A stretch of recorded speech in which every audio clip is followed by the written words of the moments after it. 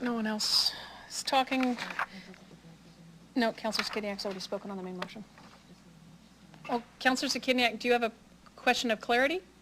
You've already spoken on the main motion. Okay, I guess I have two questions of clarity. When did I speak on the main motion? I'm not sure. I'm just following, yeah, about 4 hours ago, actually. Okay. That's fair. I can't say that's inaccurate. So that's fine. But for the sake of clarity, what we are voting for right now is simply option 4, do not purchase and continue searching for suitable permanent shelter space. That is the vote in front of us. As well as the amendment that was voted on. Right. Which I will oppose. Thanks. Thank you. All right, now I'm going to ask questions because I get a turn too. Mr. Croucher, could you please go through the decision metrics, the criteria you had in your search for a shelter? Through the chair.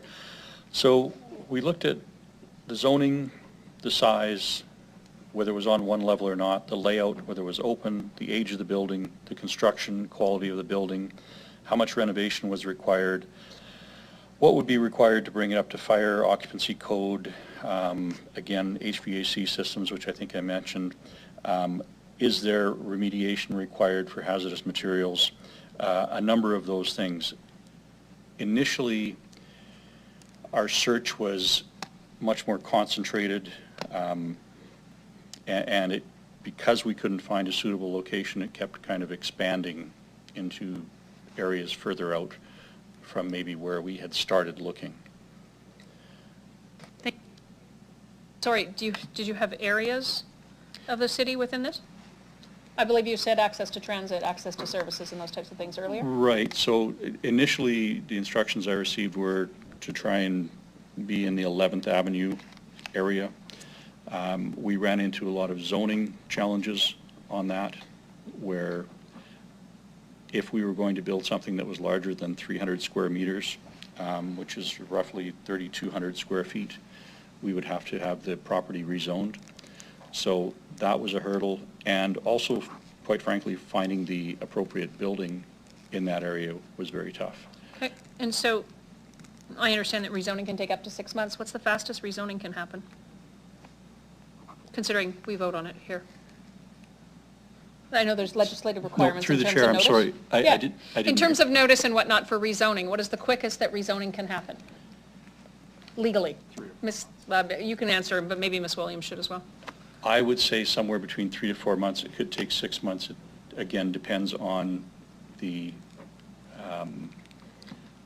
potential opposition, I guess. Do we have someone here from Planning and Development? Hi. Ms. Dawson, give me the legal requirements for rezoning. Time periods, notice, et yes. cetera. So through you, Mayor Masters, the legal requirement would be under the public notice bylaw. Application would need to be circulated and advertised for 2 weeks, 14 days, and then a public hearing is held upon the passing of the bylaw. We, of course, through process, typically do much more engagement than that. What's the quickest you could get it done?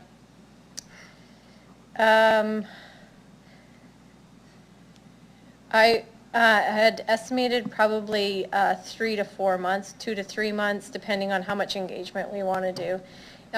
It really depends on if we want to host open houses or do anything like that with the community.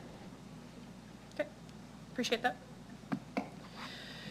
Mr. Krawczyk, what if, aside from, again, you got building criteria and whatnot, what if you took zoning out of the issue and it was a minimum 10,000 square feet, really, because fire code's going to be building condition and accessibility, one level, et cetera, but what you're looking for essentially is a 10,000 square foot building?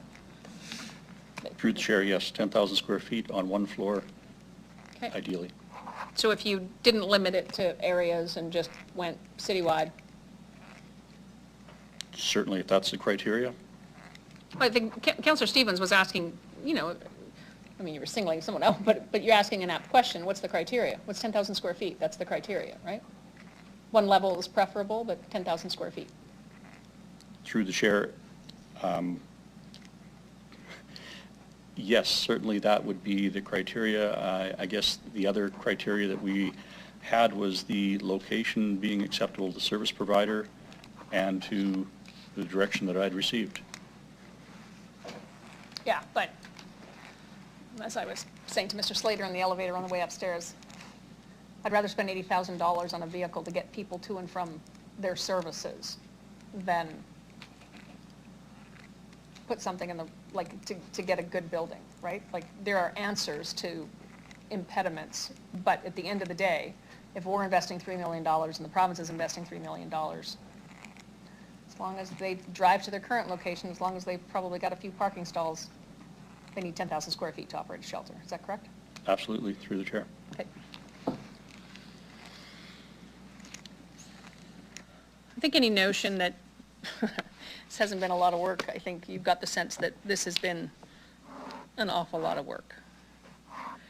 And to Councillor LeBlanc's point, anything to do with this issue, and it doesn't matter if it's firefighters, if it's RPS, if it's healthcare, mental health, addiction service workers, the CBOs, downtown, anywhere you go, this is a lot of work. And so I really deeply appreciate the work that's gone into this.